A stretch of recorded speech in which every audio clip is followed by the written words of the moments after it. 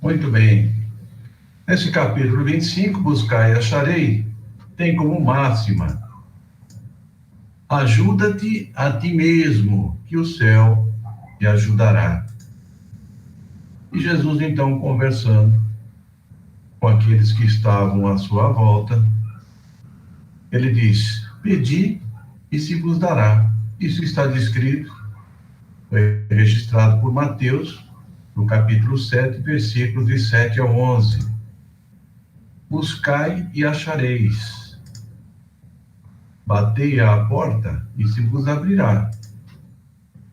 Porquanto quem pede recebe, e quem procura acha, e aquele que bate à porta, abrir-se-á. E ele continua: também qual é o homem dentre vós que dá uma pedra ao filho quando lhe pede pão? Ou, se lhe pede um peixe, lhe dará uma serpente? Se, pois, sendo maus como sois, sabeis dar boas coisas aos vossos filhos, com quanto mais forte razão vosso Pai, que está nos céus, dará os verdadeiros bens àqueles que nos pedem. Olha, nós grifamos aqui os verdadeiros bens, porque na realidade muitas vezes nós pedimos coisas que não são os verdadeiros bens para nós, mas Deus sabe aquilo que é melhor para nós. E outra coisa que chama atenção nessa passagem é que Jesus diz o seguinte: se, pois, sendo maus, isto é, como nós somos maus, né, nós sabemos ainda dar boas coisas aos nossos filhos, com quanto mais forte razão vosso Pai que está no céu, então dará os verdadeiros bens. E aí, essas duas máximas semelhantes, na realidade, trata nesse capítulo, são os princípios de duas leis divinas que estão expressas lá nas leis morais, que estão contidas na terceira parte de O Livro dos Espíritos. E eu fiz aqui um estudo, uma avaliação, para que a gente possa juntos refletir a respeito. Eu encontrei 6 linhas de entendimento desse capítulo. Deus, quando ele comenta nessa passagem, a bondade, a misericórdia, o amor infinito de Deus por nós. Trata também, está ligado diretamente, essa passagem, o ensinamento de Jesus, na lei do trabalho e na lei do progresso, que é consequência dessa primeira. E também coloca o desejo incessante do melhor. Fala sobre a reencarnação, que é também, obviamente, para que nós tenhamos o progresso. E, por fim, o ponto de vista moral. Na realidade, para falar um pouco de Deus, nós não conseguimos penetrar a natureza íntima de Deus, falta-nos um sentido, disseram os Espíritos, em resposta a Kardec, na questão 10, lá do Livro dos Espíritos. Entretanto, na questão 13 do mesmo livro, os Espíritos responderam que Deus possui as perfeições em grau supremo. Se não fosse assim, ele não seria Deus. Ele é eterno, ele é imutável, imaterial, único, onipotente, soberanamente justo e bom. Olha que beleza. E nós vemos no Velho Testamento, pelos homens que ainda não conheciam a Deus como Jesus nos apresentou, como um Deus de amor, um Deus de misericórdia, um Pai, tanto é que ele chamou de Deus de Pai, que é o nosso Pai. Eles tinham muitas a ideia como um Deus cruel e vingativo e cultivavam o ódio aos inimigos, isto é, amavam o seu próximo, mas odiavam aos seus inimigos. E não podia ser diferente, mesmo porque Moisés colocou algumas leis civis que levavam a esse tipo de entendimento, né? Olho por olho, dente por dente. E isso, na realidade, trazia para eles essa linha de pensamento. E no capítulo 12 do Evangelho, que nós encontramos lá no Evangelho segundo o Espiritismo, que tem o título Amai os vossos inimigos, Jesus ainda complementa dizendo: aprendestes o que foi dito, amareis o vosso próximo e odiarei os vossos inimigos. Eu, porém, vos digo. Olha, quando ele diz eu, porém, vos digo, ele muda tudo. Ele muda tudo. É a mesma expressão que se faz, olha, é isso, mas Quando eu uso a expressão mas, eu estou mudando, eu estou colocando outro condicionamento. E ele complementa dizendo, amai os vossos inimigos. Olha, pedir para amar os inimigos naquela época em que eles eram subjugados pelos romanos, que tinham os romanos como inimigos, que os expoliavam, cobravam impostos, eles estavam sob o jugo romano, isso era algo de uma ideia extraordinária, totalmente fora dos padrões do que eles estavam acostumados a amar o próximo e odiar o inimigo. E Jesus pede para que ele ame o seu inimigo. Fazei o bem aos que vos odeiam e orai pelo que vos perseguem e caluniam. E diz mais ainda, que se a vossa justiça, disse ele, não for mais abundante que a dos escribas e fariseus, e eles não entrariam nos reinos dos céus. Isso é interessante para fomentar um pouquinho sobre os hebreus daquela época, né?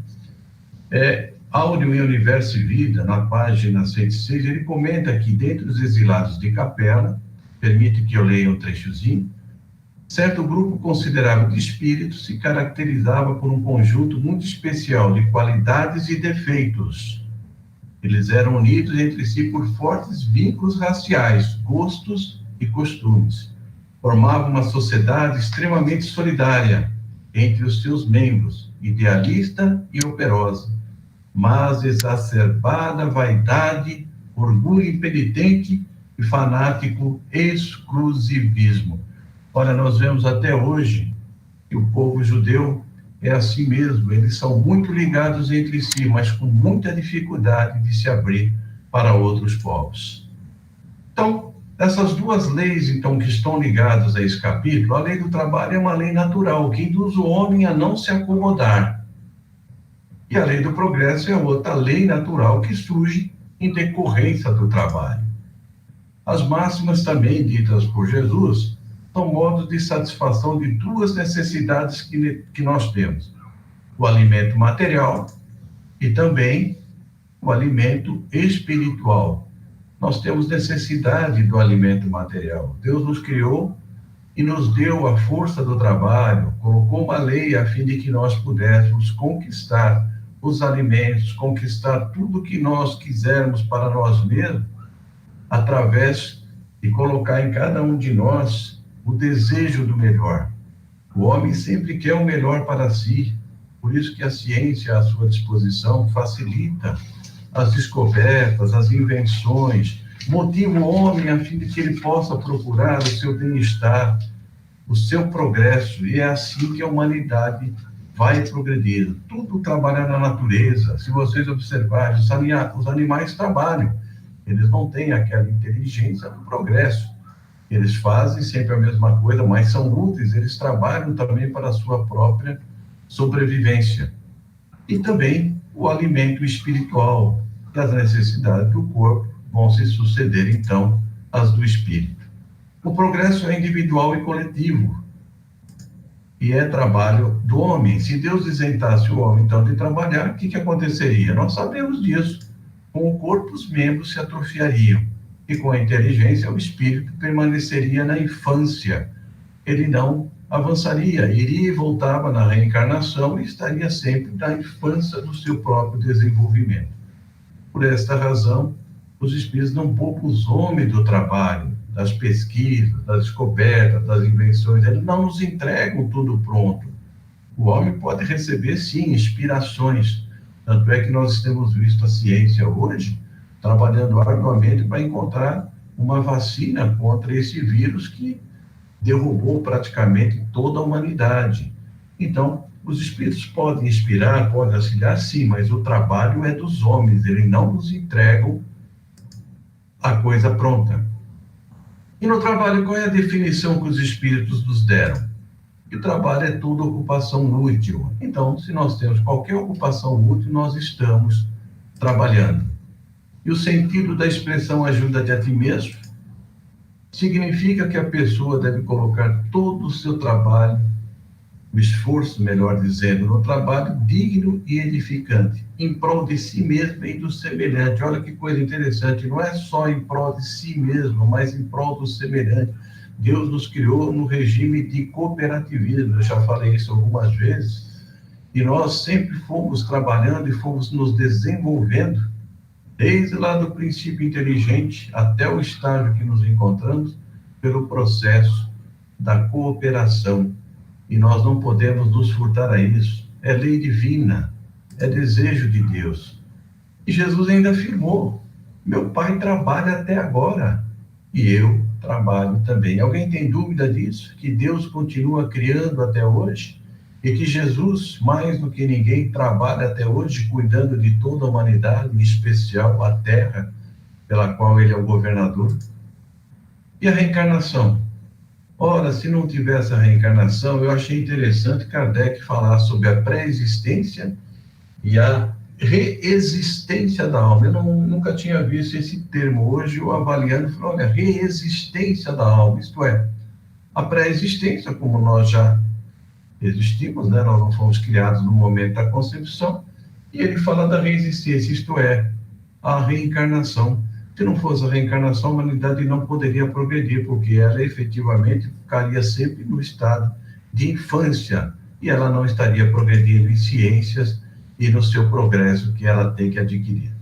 A alma, então, passa gradualmente da barbárie à civilização material e desta à civilização moral. Caminhamos para isso, já avançamos muito, já saímos da civilização, da barbárie, e agora estamos caminhando para a civilização mais moral no planeta, no momento da transição, e se Deus quiser, nós atingiremos um planeta regenerado, uma civilização moral elevada. E como é que o céu nos ajuda?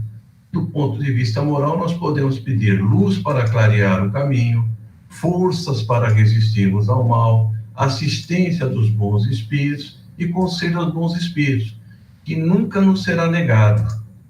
E como pedir?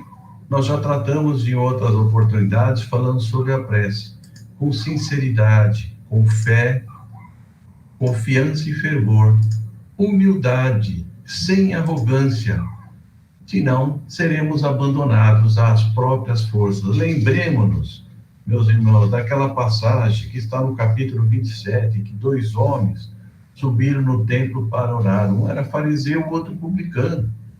E o primeiro conservava-se de pé, orava assim: meu Deus, rendo-vos graças por não ser como os outros homens, que são ladrões, injustos e adúlteros, nem menos como esse publicano. Eu jejuo 2 vezes na semana, dou o dízimo de tudo o que possuo. E o outro, ao contrário, não ousava nem elevar os olhos ao céu, batia no peito e dizia: perdoa-me, Senhor, porque sou um pecador. E Jesus complementa que esse segundo foi para casa justificado e que o primeiro não. Então nós não podemos ser arrogantes, mas temos humildade. E lembrando sempre que as boas preces são aquelas ditas de coração e não apenas dos lábios. Ajuda-te que Deus te ajudará. As respostas de Deus tornam-se maiores e mais diretas à medida que se intensifique o nosso merecimento e esforço próprio. E esse merecimento e esforço próprio, ele está consubstanciado na prática dos ensinos deixados por Jesus. E a transmissão, a lição que Jesus transmite para nós é que devemos nos esforçar na busca do que necessitamos, uma vez que a ajuda de Deus só ocorre para quem se empenha usando da humildade, sinceridade e fé. Sem trabalho, meus irmãos, nada feito. Com trabalho, com esforço, com auxílio semelhante a nós próprios, seremos sempre ajudados pelo alto. Tal é o sentido moral das palavras do Cristo. Buscai e achareis, pedi e obtereis, batei então e abrir-se-vos-á. Nós trouxemos aqui, para finalizar, a conclusão, no Evangelho, por Emmanuel, de Mateus, a mensagem que diz: batei para o Evangelho, não traduz mendigar. Isso está no Reformador de fevereiro de 1953. Significa esforçai-vos e insistir na vitória do bem. Não basta pedir para receber, não basta esperar para encontrar. A súplica sem trabalho costuma ser preguiça da mente, e a esperança que não opera é sempre inércia da alma. Batamos com o nosso trabalho incessante e benéfico às portas do progresso e da fraternidade, e o Senhor realmente nos responderá com as bênçãos eternas do amor e da sabedoria. Meus irmãos, que Jesus abençoe a todos nesta noite de muita alegria para todos nós. Fiquem com Deus, meus irmãos.